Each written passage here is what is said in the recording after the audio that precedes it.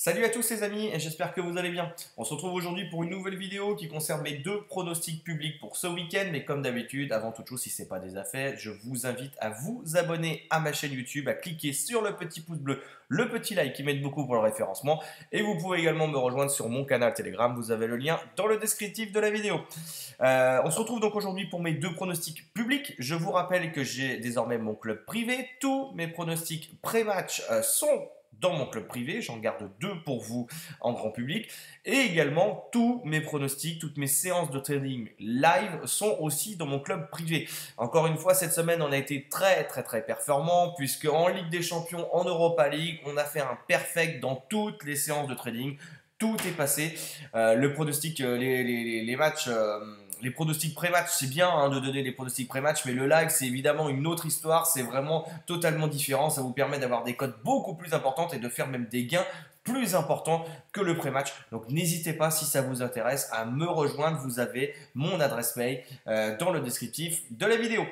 On y va, c'est parti. Ça commence par ce vendredi 14 octobre en Ligue 1 entre Strasbourg et Lille.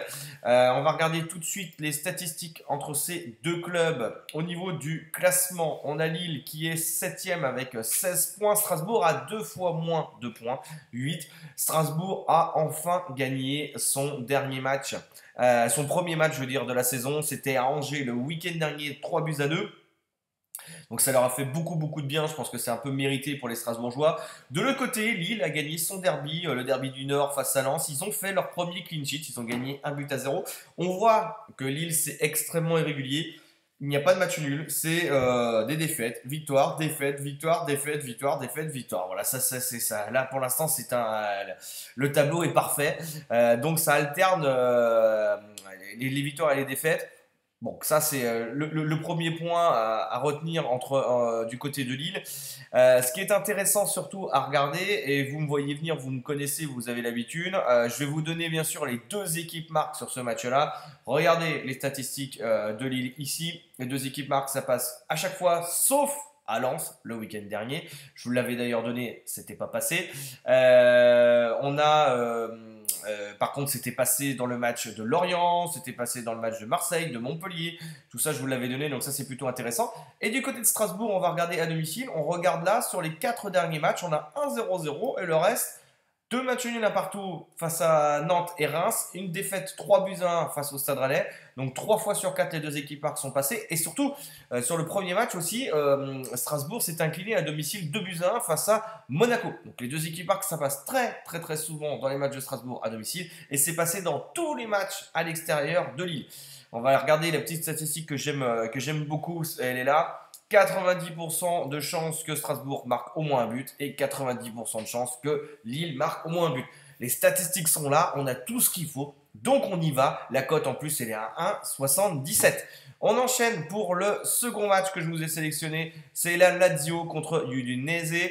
En Serie A, dimanche 16 octobre, 15h. Le classement, on va le regarder, vous allez voir, c'est très proche. C'est la Lazio qui est 3e, qui reçoit donc le 4e Udinese, qui est vraiment une équipe surprise de la saison. C'est exactement le même parcours pour les deux équipes. 9 matchs joués, 6 victoires, 2 nuls, 1 défaite. Donc ça, c'est vraiment excellent. Par contre, on peut voir une petite différence. C'est que d'un point de vue offensif, on est bien, ça c'est le point commun. La Lazio a marqué 21 buts, donc c'est la deuxième meilleure attaque du championnat derrière Naples. Et Udinese est la troisième meilleure attaque avec 19 buts de marqués. Donc ça marque beaucoup des deux côtés, mais ça encaisse du côté de Udinese avec 10 buts. Par contre, ce n'est pas le cas du côté de la Lazio. Donc, mais vous allez voir, c'est assez intéressant. On va regarder un petit peu plus les stats, puisque évidemment, je vais aller sur les deux équipes marques sur ce match. On voit que la Lazio reste sur 1, 2, 3, 4 clean sheets consécutifs. Donc ça, moi j'aime bien ça. Ça sent la fin de série. Je ne les vois pas faire un 5e match consécutif avec un clean sheet. D'autant plus que la Lazio vient de jouer cette semaine en Europa League face à Sturm Graz. On l'a passé, on l'a tradé nous d'ailleurs dans le club privé. On a pris de l'argent sur ce match-là. Et ils ont fait 2 buts partout face à Sturm Graz. Ils ont pris donc 2 buts à domicile. Et Udinese, on voit bien que ça marque et s'encaisse tout le temps. Je vous avais d'ailleurs donné dans mon club privé, on a passé ça la semaine dernière, 2 buts partout, les deux équipes marques s'étaient passées. Je vous avais donné en public face à l'Inter Milan 3-1, c'était passé. y a pas de doute. L'Udinese, ça marque. Et je pense que ça va encaisser au moins un but face à la Lazio. D'autant plus que, regardez la Lazio, ça encaisse des buts face à l'Inter. Ça encaisse face également à Napoli. Donc face au gros, la Lazio, ça encaisse pas face au petit. Là, l'Udinese, c'est une grosse équipe. Donc je les vois bien réussir à marquer et à encaisser. Les deux équipes marquent également sur ce match. Voilà, c'est une cote qui est à environ 1,70 aujourd'hui. Donc voilà pour mon deuxième pronostic en Serie A.